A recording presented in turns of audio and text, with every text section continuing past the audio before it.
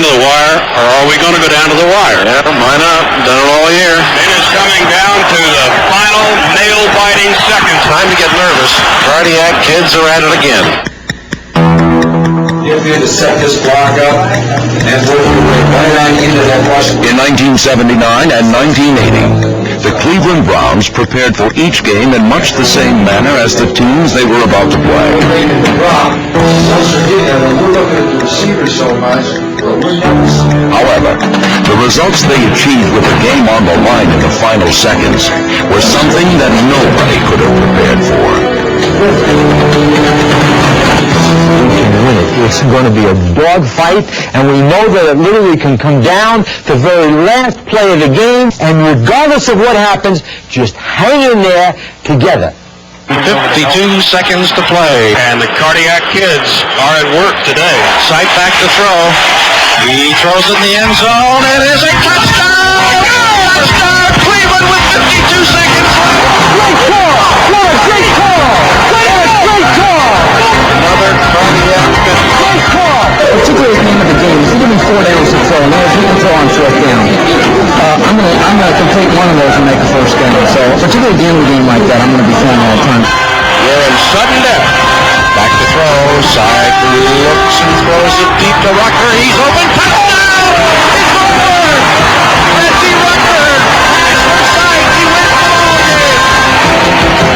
I don't think that Browns team ever panicked. So many games came down to the last 2 minutes, and we were extremely confident. We were almost cocky in terms of what we felt like we could do. And it was a combination of excellent play at quarterback with sight and a number of receivers who just enjoyed being in situations like that. During 2 dazzling seasons, the Browns won 14 games in the final 2 minutes or in overtime.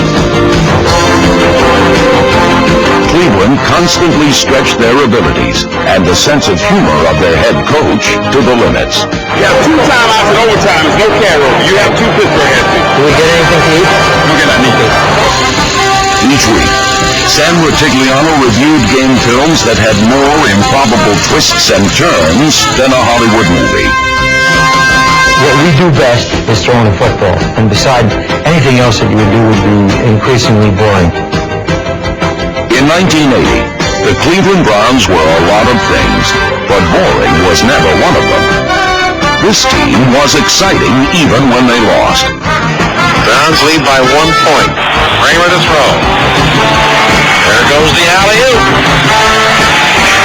Deflected. It's caught for a touchdown! The Browns led for 59 minutes and 59 seconds and lose the game. However, the Browns won more games than they lost at the wire. Come on, baby, one time, baby, one time! Clock down to 34 seconds. Oh, it's time to get nervous. Sight, 3rd and 20. Throwing to Logan. He got it on the 20. 5 touchdown, Dave Logan! I don't believe it. Cleveland's ability to beat the clock earned them 11 victories, and appropriately, they won the AFC Central Division Championship on the last play of the last game of the regular season. 2 seconds, 1 second, it's over! The Bulls have won the championship! This emotional roller coaster lifted the Browns into the AFC playoffs, where they would host the Oakland Raiders.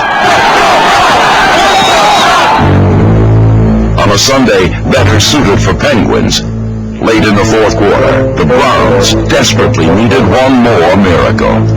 I can remember in the huddle of the Brown Guard of the Raider game, it was virtually the same as it had been the entire year. We knew we were going to win. I mean, there was no doubt in anybody's mind that we were going to go down and score.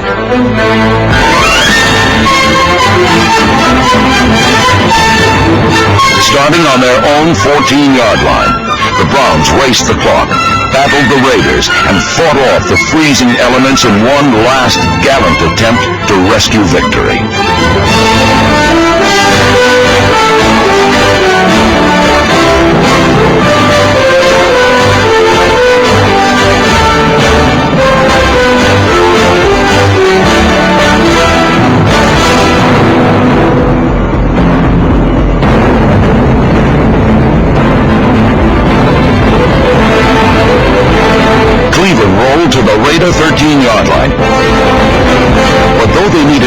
field goal to win, the Browns elected to roll the dice one final time. Rick's not right. You do regular. Rick's not right. This fits the 88. The ball on the 13-yard line of the Raiders, who lead 14-12. But with Cleveland needing only a field goal, the Browns appear to be in the driver's seat.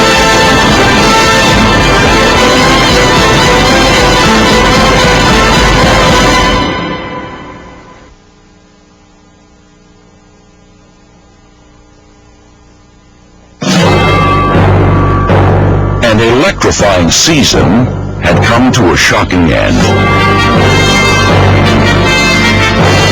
In the years to follow, the comeback magic that once made the Cleveland Browns one of pro football's best in the crunch never returned. If you look at what happened in 1980, without question, we lived in the crunch. As it turned out, we died in the crunch.